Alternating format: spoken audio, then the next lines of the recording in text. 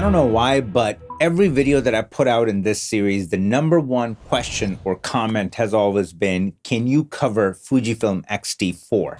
That's exactly what's happening in this video, so get pumped about that. Also, get super pumped about a brand new series that I'm bringing back, but also changing it. That's why it's brand new. I did about 3-4 episodes on grading your footage. So generously, people provided the footage and then I graded their footage. This one is going to be called regrading your footage. So basically, you're gonna send me a clip from a recent project or something that you shot and then graded. So you're gonna send me 2 clips, log and your graded clip. And then there's gonna be a section on the form that's gonna say, tell me the what and why of your look. So then I'm going to stay true to that and create my own look based around your description. As soon as you guys fill out the form and send me your footage, I'm gonna start like sifting through and then put out an episode as soon as possible. So link to submit your footage is going to be in the description. Go ahead, do that after you finish watching this video. And for anyone that's still struggling with no trees, shot matching, or skin tones, then I have a tailor-made training just for you. Link is gonna be in the description. It's absolutely free, no strings attached. And on that note, let's roll the intro.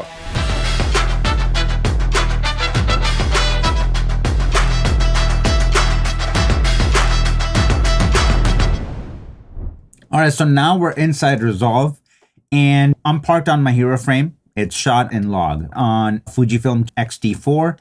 We want to convert it to X709, then we want to do a little bit of treatment and a little bit of push and pull and see how much give it has. Okay, so what I want to show you is this. First of all, we're going to use LUTs provided by the manufacturer, and then we're going to use the CST because we're going to have to jerry rig the CST. It's not necessarily available like for RE and Red and other cameras, so you'll know exactly what I'm talking about.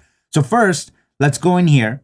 And by the way, because I love you guys, I have a link in the description for these LUT packs, okay, that you can download from the manufacturer directly from Fujifilm. Okay, so the link is going to be in the description. So you just click on it and then download these 2 versions. Now let's go to XT4. And if I were to hover over on each one, it's going to give you a preview of what it's going to look like once we apply the LUT. So this looks a lot more natural. This one doesn't look right. And then this one is right here. This one is a wide dynamic range to Rec. 709 conversion. And I really like that because it gives me a lot more room to work with. And this is just a Turna to Rec. 709. So this is, I feel like, more of a pushed look. So a lot of manufacturers nowadays are doing that. So basically, if you're doing a run and gun wedding video, slap this on and you're good to go. If you're working on short film or something like that, where you want a bit more latitude, you can start with something like this. So what we're going to do is this. I'm going to double click on that and create a version. And then I'm going to double click on this and drop that on. So now if we go back and forth between the 2 versions, we have the Eterna to straight Rec. 709, and then we have this other version that is called wide dynamic range. Okay, so now let's cover that up and look at it one more time. So this is a pretty good starting point, and then this is a little bit of where you can throw your own flair on it. I'm going to create another version, and now we're going to create the CST DaVinci Wide Gamut sandwich. Okay, so this is going to be a pretty simple 5-node node tree outside of the in and out, which is basically IDT and ODT. So I'm going to drop the color space transform here, and let's just create the node tree that we're going to be working with. And then I'm going to do one more. I'm going to park it here, drop another color space transform. So here what we're going to do is for the input color space, we don't have anything from Fujifilm. So we're going to have to interpret what we want to use for our color space here. I went and did the hard work for you, and I personally feel like the Panasonic V Gamut does really well. So that's what I'm going to set it to. And if at this point anybody is going to start writing novels and go crazy and give me all the math behind this, just stop the video and don't even watch it because it's annoying. A person that I admire so much, a colorist of dark, Stefan, when I interviewed him, he talked about like how anytime you're working in ASUS and if you're working with a camera where the parameters are not available, he's like, I would just audition and pick the one that is the closest match and doesn't break my image and then I build my look on top of it. So that's somebody who's the ultimate practitioner, putting out some of the best looks in the world, saying that. Because at the end of the day, if you look at this, when we're finished with this look and it looks epic, then that's the end of that. So moving forward, I'm gonna add DaVinci Wide Gamut under the output color space. And then for the output gamma, I'm gonna drop DaVinci Intermediate. And then here, we're gonna do DaVinci Wide Gamut, DaVinci Intermediate here, and then Rec 709, and then Gamma 2.4. You guys have seen this routine. If it is confusing, then you definitely need to check out the long form free training that I have available for you. Link is in the description, okay? So now what we want to do is I'm looking at this image and overall it's looking pretty good to me in terms of the balance and where everything is sitting. So I'm not really going to mess with that. We're going to leave that as is, okay?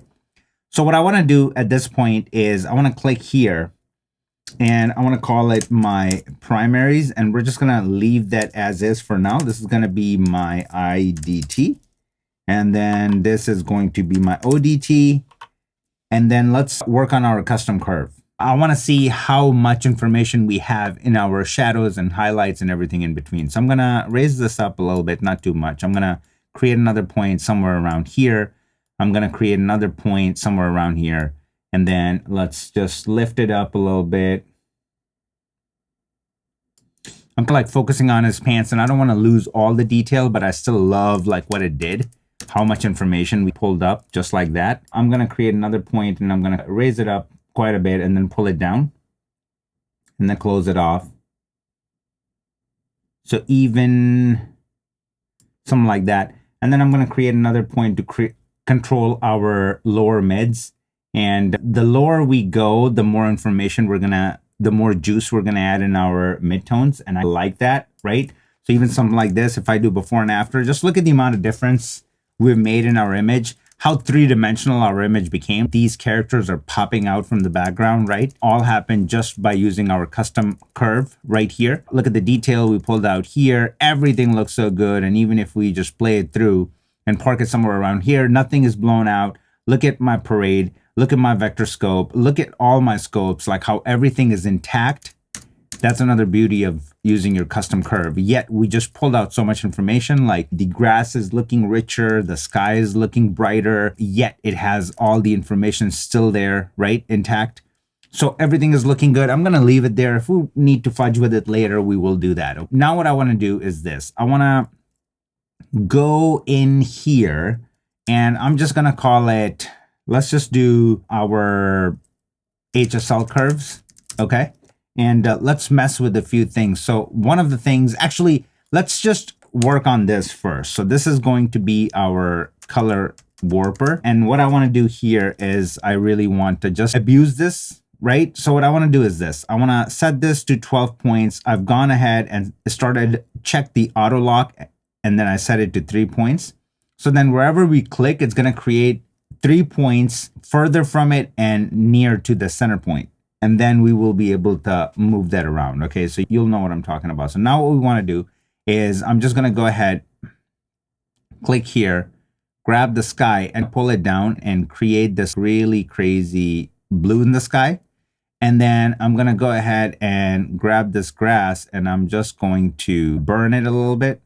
I'm thinking Godfather. So we're going to go in that direction and we're going to create like a Godfather warm look, right? Like they're in the vineyard sort of thing. So we're going to create a really nice look. So I'm going to park it somewhere around here. If I do before and after, like it's already making a big difference. Okay. So I'm just going to do that. And what I'm seeing is like, I'm pretty impressed. I like how it's handling this. And even like just me being so reckless and clicking on the screen and moving it around, I feel like it handled it pretty well. So I'm impressed so far.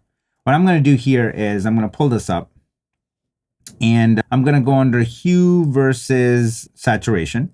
And I'm going to go ahead and just click somewhere around here. And I'm going to grab this and pull this down. Okay, so I want to clean this up. I want to clean it up quite a bit. Okay, so it just cleans it up.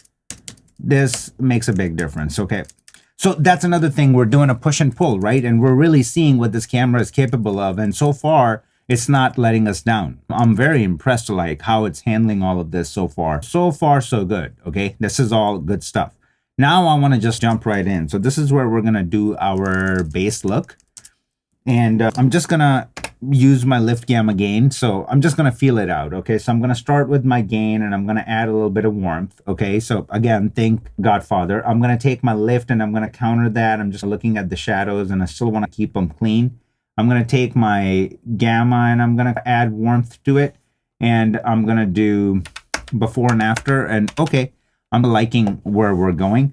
I'm going to take my offset and I'm just going to add a little bit more magenta, okay, to balance everything out. And maybe a little bit more. I'm looking at the sky too. So something like this. And now I just want to go under my saturation and I want to pull it. And when I'm pulling my saturation, I'm just like really focusing, and I don't want this to be ugly, okay? So I wanna just make sure that this area looks believable. The rest is gonna fall into place once we do that. So now look at this, okay?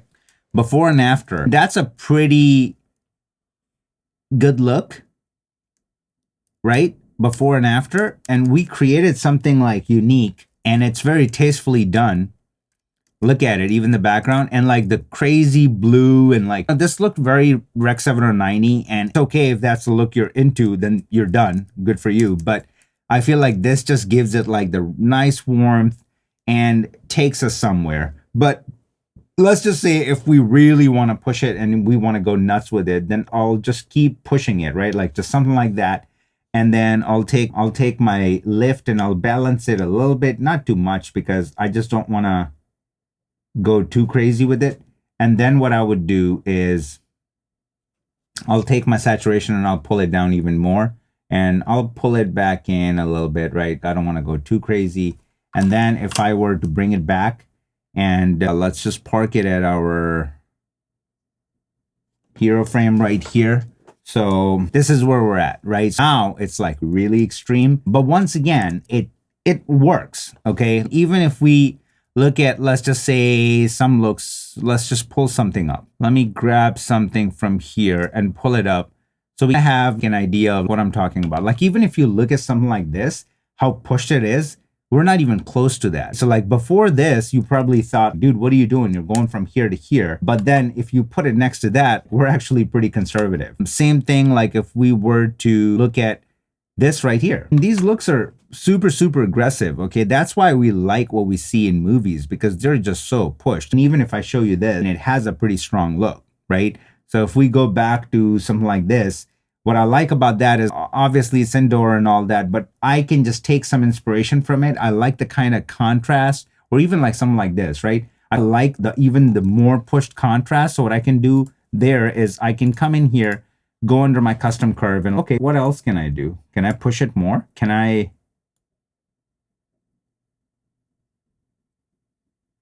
do more with it? So now I'm just going there. And outside of that, what can we do? Can we bring back some of the saturation? Can we go and push it more? Right? And then like maybe pull the saturation back now a little bit. And okay, how is this looking? I think it looks amazing. I think it looks really good. We're still not pushing it as much as we could, but I think we're at a really good spot. One of the things that we can do, like if you just think the pillow and the top is just looking a little too hot, we can go under our primaries. We can take our highlight slider and pull it down a little bit. I'm not gonna do too much with it, but even if I just pull it down a little bit like that to -12, I feel like it just creates a really nice moody look. Now we can come out of there and we can look at our image. And again, just in this one node we created a very significant look. I mean, look at this was like our Rec 709 waveform where there's all the colors and everything looks good. And then we just created a mood. And I gave you some examples, right? These are the looks, right? This is what we're going against, right? These looks are present. That's what people go for. That's what they want. Very stylized, a completely different sort of feel, vibe, right? So compared to that, I feel like we're still very conservative, but that's where I would park it. And then I would still do a few things, right? So I'll just go in here and I would add, and that's just extra. You don't have to do it, but let's just do halation. And obviously when you drop it on, it looks absolutely ugly. And I showed you before what needs to be done to clean it up. What we're going to do is we're going to go under effects, and I'm just going to kill the spread a little bit, bring it closer, something like that. And then one of the things that I like to do is I just like to take my green and pull it in quite a bit to something like that. And then we're just going to mess with the threshold, okay? So if I take the threshold and start messing with it, I can just like really get close to him and not control anything else. We can take the strength and we can pull it down a little bit, and we can just basically leave that there, and then we'll still be able to see, but it's very realistic. And then one thing that I want to do is I want to go under grain. And I told you guys, like, the grain with this plugin is absolutely ridiculous. It's way too strong. So we're just going to cut it in half with everything. So I'm just going to do 1.25 for the strength. I'm going to do 0.25 for the size. And I'm going to leave the softness, and I'm going to kill the saturation because we want a monochromatic grain. Okay, so that's what we ended up with. I also like what it does to the ground too, to be honest with you. It just adds like a little bit of warmth instead of this yellow gunky thing that we had going on. So I personally like it. And again, primaries is there for shot matching purposes. So if you're going to be working on a bunch of different shots, you can just go in there, use your offset in your HDR wheel, and then you'll go up or down, right, to just match it with this. So you'll make broad changes in your primaries from shot to shot. So there you have it. So what we're going to do is let's call this, what was that? So this is our halation and grain. And then what I want to do is I want to kill all of these. And first of all, what we can do is just go through the three, right? So this is our first with the LUT. That's basically a ready to go LUT. Then this one that gives you a little bit more customization options. And then this is our CST. And I already feel like if you just look at the grass, if you just look at the detail, like even the skin tones, the sky, already the CST route is better. And then we went ahead and we created our custom curve that was like pretty strong, but that is the look that we wanted to go with. And then what I did is I used my color warper to kind of mess with it, right? Push the footage and see what we can do with it. And then HSL curves to pull out this gunk that was created on a shirt. And it just did such a great job. And I like to poke and pry when I'm testing different camera footage. So that's why I clicked on it, right? Instead of just doing broad strokes to like really see if it's going to crack or not. Then we created our look, which is a very extreme look. Like now you can see. And then finally, we just added grain to make it ours. But guys, like, come on, look at it, right? Like where we started to where we ended up. And like you saw the power of like lift gamma gain and how much can be done just by doing that. And this is why I always tell you, like, color grading is not rocket science, but yes, it does take experience. It does take time. You probably saw this and you're going to try to recreate the same exact thing, but get a completely different result because there were so many nuances that I was adding to it and feeling it out. And okay, I got to pull the saturation here and I got to move gamma and gain together and I got to pull the lift to counter everything. And it's like, there's so many decisions that are being made, which comes with experience. But that said, I would very much encourage you to focus on the fundamentals and tools that are available to everybody and that are tried and tested instead of seeing the newest thing that Resolve comes out with and then you guys go out hunting for that and not even know the basics.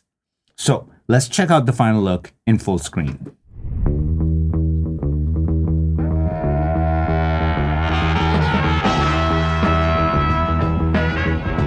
So my thoughts are as follows. I personally feel like it's pretty good. I do think that it reminds me very much like GH6. The highs and the lows are on the brink of clipping, right? It just feels like that. Like once you push it and create like a pretty strong look, it doesn't have as much give as, let's say, something from Red or Alexa, and obviously the price difference is humongous. But I just feel like even Sony gives you more. I feel like Sony has just gotten to a point where they really close the gap between their Alpha series to like their Cine series. Whereas I feel like the XT4, clean image, good, I like it. It does feel a little clippy up top. Those are just my 2 cents, and obviously I'm being overly critical, but very good experience working with this footage.